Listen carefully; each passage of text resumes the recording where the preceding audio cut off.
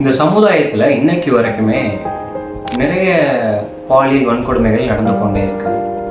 இந்த மாதத்தில் மட்டுமே எடுத்து பார்த்தீங்கன்னா இந்தியாவில் மட்டுமே பெண்களுக்கு எதிராக செக்ஷுவல் அசால்ட்டு நடந்திருக்கிறத உங்களால் பார்க்க முடியும். அதாவது இப்படிப்பட்ட சம்பவங்கள் எல்லாம் நடக்குது இல்லையா, இதெல்லாம் ஏன் நடக்குது, இதற்கெல்லாம் என்ன காரணமாக இருக்கும் நீங்கள் நினைக்கிறீங்க? இந்த பிரச்சனைக்கு எது ரூட்டாக இருக்கும் நீங்கள் நினைக்கிறீங்க?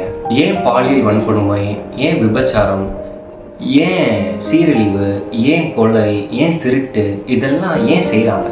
யார் தான் செய்கிறான்னு பார்த்தீங்கன்னா, ஒரு கணக்கெடுத்து பார்த்தா தவறாக இயங்குகிற குடும்பத்திலேருந்து வந்த ஆட்கள் தான் இதை செய்கிறாங்க. எப்படின்னா, சிறு வயதிலே அவனுடைய பெற்றோர்கள் அவனை நல்ல சூழலில் வளர்க்காமல் போயிருந்திருக்கலாம், அல்லது அவன் எந்தெந்த விஷயத்துலலாம் நல்லா எடுத்து செய்கிறான், எதில் டேலண்டாக இருக்கான் என்பதெல்லாம் பார்த்து அவன் கூட ஒரு சப்போர்ட்டராக அவனுடைய பெற்றோர்கள் இல்லாமல் போயிருந்திருக்கலாம்.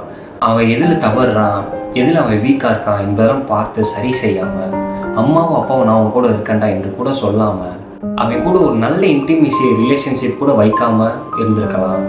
அப்புறம் அவனுடைய பெற்றோர்கள் அவன் கூட கொஞ்ச நேரம் கூட டைம் ஸ்பெண்ட் பண்ணாமல் போயிருந்திருக்கலாம். அவனை எந்த விதத்துலையுமே அப்ரிஷியேட் பண்ணாமல் போயிருந்திருக்கலாம்.